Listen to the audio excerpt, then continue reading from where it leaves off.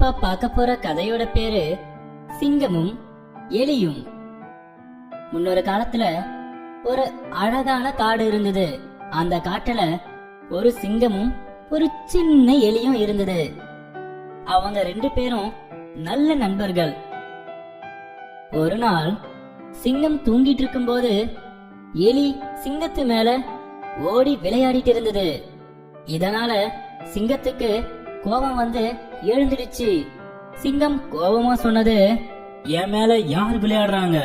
அப்புறம் எலிதான் தெரிஞ்சதும் எலி கிட்ட தன்னோட பாதத்தை உயர்த்தி காட்டி, என்னோட தூக்கத்தை நீ கலைச்சிட்ட, நான் உன்னை கொல்ல போறேன் அப்படின்னு சொன்னது.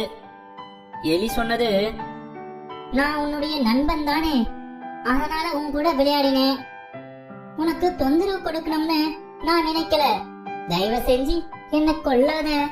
நான் உனக்கு எப்பயாச்சும் உதவி செய்வேன். நீ என்னோட நண்பன், அதனால உன்னை நான் மன்னிக்கிறேன். ஒரு நாள் வேட்டைக்காரங்க வந்து சிங்கத்துக்கு வலை வச்சாங்க. பாவம், அதுல சிங்கம் மாட்டிக்குச்சு. அந்த வலையில இருந்து சிங்கத்தால வெளியவே வர முடியல. சிங்கம் அங்கேயும் இங்கேயும் பார்த்துச்சு. அப்போ எலிய பார்த்தது. எலி சிங்கத்தை பார்த்து சொன்னது, ஏய் சிங்கமே சிங்கமே சிங்கமே சிங்கமே, நண்பா உனக்கு என்ன ஆச்சு? நான் உன் மேல விளையாடினதுனால இப்ப நீ வலையில உட்கார்ந்திருக்கியா?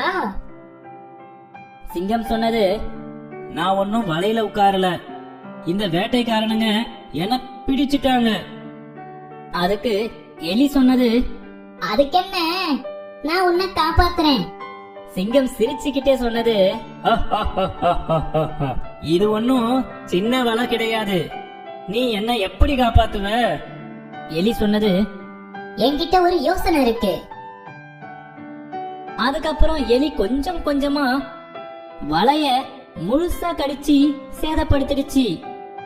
எலி சொன்னது, எழுந்து வெளியே வா, நீ இப்ப தப்பிக்க முடியும்.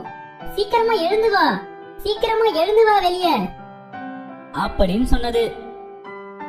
சிங்கம் வெளியே வந்து எலிய தட்டி கொடுத்து, நீ எனக்கு உண்மையிலேயே பெரிய உதவி செஞ்சிருக்க அப்படின்னு சொன்னது. குழந்தைகளா, இந்த கதையில இருந்து நாம கத்துக்கிட்டது என்னன்னா, நாம எல்லாரோடும் நட்பா இருக்கணும்.